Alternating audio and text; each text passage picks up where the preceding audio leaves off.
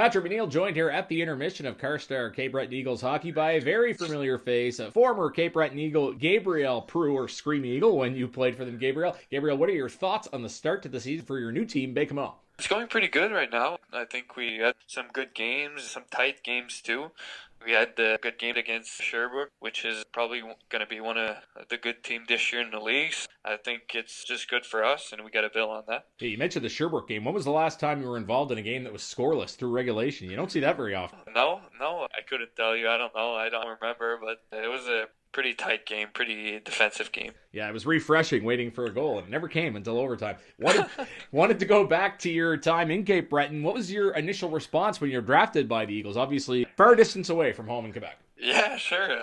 At first, honestly, I knew it was in the Maritimes, but I didn't know exactly where it was and everything. So I look up to this, and I was just proud to be drafted by a team. And when you get drafted, you have the feeling they want you, they pick you. And I was just really proud to go there and have a chance there. Now, you end up making the team the second time around, which isn't that uncommon, but a bit more uncommon for somebody to be an 18-year-old rookie. Did you have any doubts that you could still make the team the second time around? Obviously, it ended up working out well.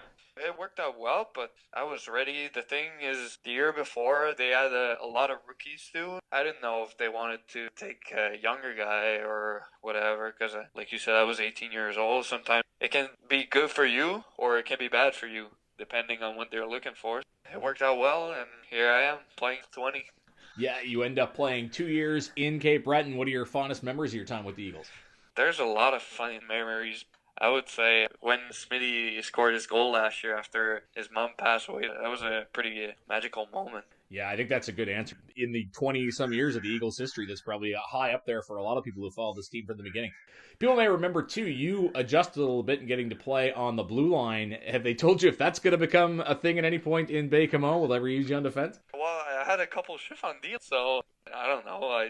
I'll play wherever they want me to play, like I did in Cape. I played a preseason game on D, so I don't know when it's going to come. Sometime it comes in the second period, or I go back on offense after and I come back on Ds. I don't know. Be ready. See, I guess. Be ready for what they want you to do, I guess. Yeah. Now, hopefully by the time this airs, we'll have tried to track down Sasha Waugh, who also played in Cape Breton with you and played with Baie-Comeau last year. Did you get the chance to talk to him before you went to Baie-Comeau, or maybe the other former Eagles that went there, about what to expect? Yeah, sure. Me and Sash talk often, so I ask him how he found his time here, and he liked it here, and he told me that the guys here were a good group of guys too, so I was pretty excited to come here. Now, you were public that you wanted to trade out of Cape Breton to be closer to home. Tell us a little bit more about that. I think most people can relate to that, the importance of family. Yeah, sure. It was something I thought for a while, because I didn't want to leave Cape Breton, but at the end, family, it's really important to me, and this year I wasn't ready to sacrifice this anymore, but I still wanted to play hockey, so I wanted to play in the Q, and it ended up being the best decision that I could have made for me. Obviously, it was hard to ask to Jacques, because I was proud to wear the jersey of Cape Breton. I was drafted there and everything, but at the end of the day, I had to do it for me, and that's what I did. Understandable, as I said. Now, you look at the Baie-Comeau team you're with now, I think maybe a bit underrated around the league because you bring back some big names. What do you think the expectations are for the Drakkar this year? Maybe some people are not expecting much from us, but I think we're going to surprise. We're still young, but we got a good group of guys that came back from last year and other guys that we brought in that still have a good amount of experience. So I think we're going to be balanced on this side. We won't be too young and won't be too old. I think we need to learn, obviously, a lot, but I think it's heading in the right direction. Fans will remember you playing with the Eagles as a fairly responsible player defensively. Do you see yourself more of an offensive player this year in your last year in the Cube?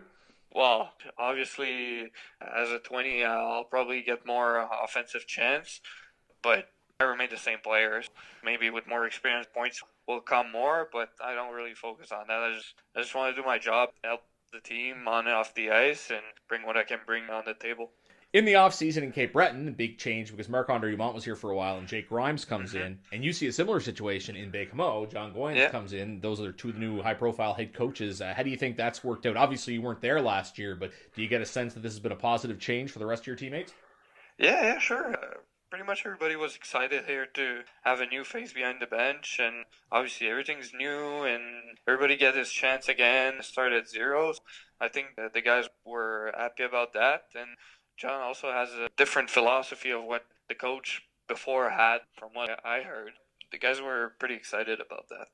Finally, looking ahead to your final season in the Q, how do you think you've progressed as a player in your time playing QMJHL? Oh, I progressed a lot. I progressed a lot too as a person. We meet a lot of people. It's a school of life, as I would say.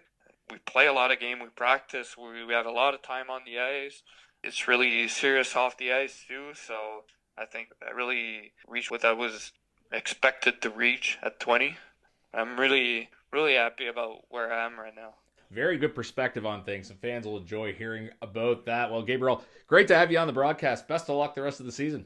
Thank you, Patty. That's Gabriel Proulx, former Cape Breton Eagles forward and now an alternate captain with the Baie-Comeau Drakkar in his 20-year-old season. You're listening to the intermission of Carstar, Cape Breton Eagles Hockey, 1270 CJCB.